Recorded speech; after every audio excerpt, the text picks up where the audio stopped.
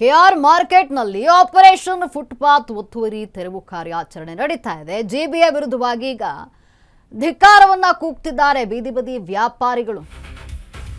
ನೋಡಿ ಏನು ಕೆಆರ್ ಮಾರ್ಕೆಟ್ನಲ್ಲಿ ಆಪರೇಷನ್ ಫುಟ್ಪಾತ್ ತೆರವು ಕಾರ್ಯ, ಒತ್ತುವರಿ ತೆರವು ಕಾರ್ಯ ನಡೀತಾ ಇರುವಂತದ್ದು. ಬುಲ್ಡೋಸರ್ಸ್ ಬಂದು ತೆರವು ಕಾರ್ಯಾಚರಣೆ ಮಾಡ್ತಾ ಇದೆ. ಹಾಗಾಗಿ ಜಿಬಿಎ ವಿರುದ್ಧವಾಗಿ ಧಿಕ್ಕಾರವನ್ನ ಕೂಗ್ತಿದ್ದಾರೆ ಬೀದಿ ಬದಿ ವ್ಯಾಪಾರಿಗಳು.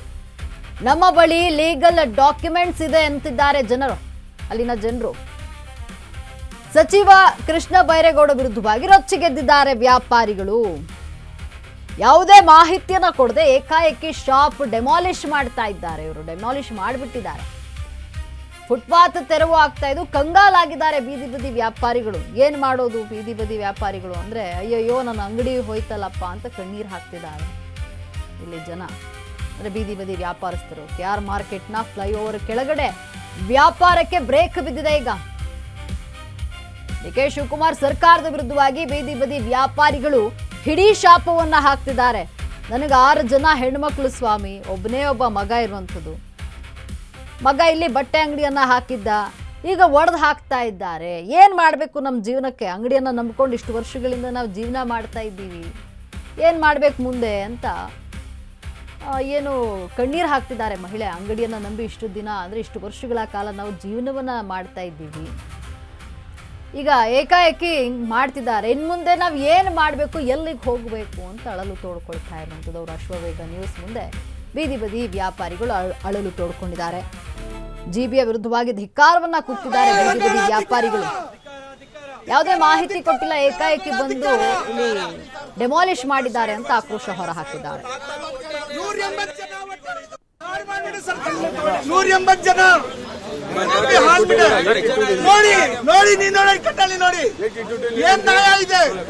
ಇದೆಲ್ಲ ಅಂಗಡಿಗೆ ನೋಟಿಸ್ ಕೊಟ್ಟಿಲ್ಲ, ಏನಿಲ್ಲ. ನಮ್ದು ಖಾತಾ ಕಂದ ಎಲ್ಲ ರಸೀದಿ ಎಲ್ಲ ಇದೆ. ಒಂದೇ ಸರಿಗೆ ಬಂದು ಡೆಮಾಲಿಷನ್ ಮಾಡ್ತಾ ಇದಾರೆ. ನಾವು ಬಡವರು ಹೆಂಗೆ ಹೋಗೋದು ಅಂತ ಗೊತ್ತಾಗ್ತಲ್ಲ. ಯಾರು ಹೇಳಿಲ್ಲ, ಒಂದೇ ಸರಿಗೆ ಡೆಮಾಲಿಷನ್ ಮಾಡ್ತಾ ಇದಾರೆ. ಫುಟ್ಪಾತ್ ಇಲ್ಲ ಮೇಡಮ್, 47 ವರ್ಷ ಇಲ್ಲಿ ಅಂಗಡಿ ಹಾಕಿ ನಾವು 81ಗೆ ಹಾಕಿದ್ದು. 84ರಿಂದ ಬಾಡಿಗೆ ಇಶ್ಯೂ ಆಗಿದೆ. ಕರೆಕ್ಟ್. 81ರಿಂದ 84ಗೆ ಬಾಡಿಗೆ ಇಶ್ಯೂ ಆಗಿದೆ. ಆವತ್ತು ಯಾರು, ಇವಾಗ ಒಂದೇ ಸರಿಗೆ ಬಂದು ಡೆಮಾಲಿಷನ್ ಮಾಡಬೇಕು, ಆರ್ಡರ್ ಚಿಕ್ಬಿಟ್ಟಿದೆ ಅಂತ ಹೇಳ್ತಾ ಇದಾರೆ. ಇವಾಗ ಏನು ಮಾಡಬೇಕು? ಏನಿಲ್ಲ, ನನ್ನ ಹತ್ರ ಒಂದು ಪೈಸನೇ ಇಲ್ಲ. ನನಗೆ ಯಾರು ಹೆಣ್ಮಕ್ಳು ಇರೋದು ಈ ಥರ ಮಾಡ್ತಾ ಇದ್ದಾರೆ. ನಾವು ಹೆಂಗೆ ಮಾಡೋದು ಹೇಳಿ ನೀವು?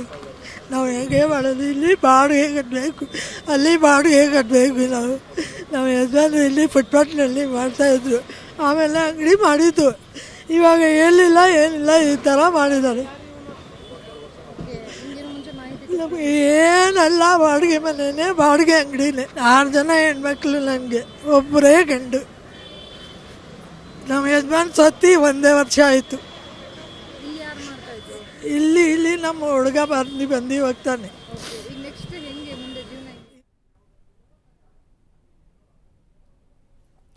ಎಸ್ಸಿನ ಇದೇ ವಿಚಾರ ಕುರಿತಂತೆ ನಮ್ಮ ಪ್ರತಿನಿಧಿ ಲಕ್ಷ್ಮೀ ಬಾಗಲಕೋಟೆ ಮತ್ತಷ್ಟು ಮಾಹಿತಿಯನ್ನು ನೀಡಿದ್ದಾರೆ. ಬನ್ನಿ ನೋಡೋಣ.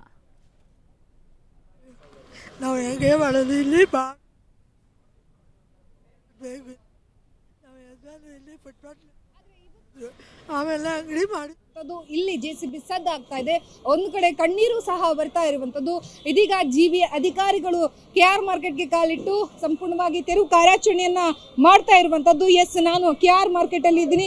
ತಾವು ಸಹ ದೃಶ್ಯಾವಳಿಗಳಲ್ಲಿ ಗಮನಿಸ್ತಾ ಇರ್ಬೋದು. ಕೆಆರ್ ಮಾರ್ಕೆಟ್ನ ಫ್ಲೈಓವರ್ ಏನಿದೆ, ಆ ಫ್ಲೈಓವರ್ ಹತ್ತಿರದಲ್ಲಿನೇ ಸಂಪೂರ್ಣವಾಗಿ ತೆರವು ಮಾಡುವಂತಹ ಕೆಲಸ ಸದ್ಯಕ್ಕೆ ಆಗ್ತಾ ಇರುವಂತದ್ದು. ಎಸ್, ದೃಶ್ಯಾವಳಿಗಳಲ್ಲಿ ತಾವು ಗಮನಿಸ್ತಾ ಇದ್ರೆ ಯಾವ ರೀತಿಯಾಗಿ ಆ ಫ್ಲೈಓವರ್ ಪಕ್ಕದಲ್ಲಿ ಇದ್ದಂತಹ ಶಾಪ್ಗಳೇನಿತ್ತು ಆ ಎಲ್ಲವನ್ನ ತೆರವು ಮಾಡುವುದಕ್ಕೆ ಸದ್ಯಕ್ಕೆ ಮುಂದಾಗ್ತಾ ಇರುವಂತದ್ದು. ಅದನ್ನ ಸಂಪೂರ್ಣವಾಗಿ ಡೆಮೋಲಿಷನ್ ಮಾಡ್ಲಾಗ್ತಾ ಇದೆ. ಯಾಕಂತಂದ್ರೆ ಸಾಕಷ್ಟು ಜನ ಓಡಾಡುವಂತಹ ಜನರಿಗೂ ಸಹ ಸಮಸ್ಯೆಗಳು ಆಗ್ಬಾರ್ದು ಅನ್ನುವಂತಹ ನಿಟ್ಟಿನಲ್ಲಿ ಇದನ್ನ ತೆರವು ಮಾಡ್ಲಾಗ್ತಾ ಇದೆ. ಸೊ ಇಲ್ಲಿ ಗಮನಿಸ್ತಾ ಇರ್ಬೋದು ಯಾವ ರೀತಿಯಾಗಿ ಅಂತಂದ್ರೆ, ಒಂದ್ ರೀತಿಯಲ್ಲಿ ಜನರು ಇದ್ರ ಮೇಲೆ ಜೀವನವನ್ನ ಕಟ್ಕೊಂಡಿದ್ರು. ಜಿಬಿಎ ಅಧಿಕಾರಿಗಳ ಏನು ತೆರವು ಮಾಡುವುದಕ್ಕೆ ಮುಂದಾಗ್ತಾ ಇದ್ದಾರೆ. ಇದರಿಂದ ಕಣ್ಣೀರನ್ನೇ ಸಹ ಆಗ್ತಾ ಇರುವಂತಹದ್ದು. ಒಟ್ಟಾರೆಯಾಗಿ ಇಲ್ಲಿರುವಂತಹ ಜನರು ತಮ್ಮ ಅಳಲನ್ನ ತೋಡ್ಕೊಳ್ತಾ ಇದ್ದಾರೆ. ಈಗ ಸದ್ಯಕ್ಕೆ ಇಲ್ಲಿ ಆಗ್ತಾ ಇರುವಂತಹ ಒತ್ತುವರಿ ಕೆಲಸ ಇದು. ಇದಾದ ಬಳಿಕ ಜಿಬಿಎ ಅಧಿಕಾರಿಗಳು ಬೇರೆ ಬೇರೆ ಭಾಗಗಳಿಗೂ ಸಹ ಕಾಲಿಡುವಂತಹ ಸಾಧ್ಯತೆಗಳೇ ಇರುವಂತಹದ್ದು ಹೆಚ್ಚಾಗಿ. ಒಟ್ಟಾರೆಯಾಗಿ ಸದ್ಯಕ್ಕೆ ಜಿಬಿ ಅಧಿಕಾರಿಗಳು ಮಾಡ್ತಾ ಇರುವಂತಹ ತೆರವು ಕಾರ್ಯಾಚರಣೆ ತುಂಬಾ ಫಾಸ್ಟ್ ಆಗಿ ನಡೀತಾ ಇರುವಂತದ್ದು. ಕ್ಯಾಮ್ರಾ ಪರ್ಸನ್ ಗುರುರಾಜ್ ಜೊತೆ ಲಕ್ಷ್ಮಿ ಬಾಗಲಕೋಟೆ, ಅಶ್ವಗ ನ್ಯೂಸ್, ಬೆಂಗಳೂರು.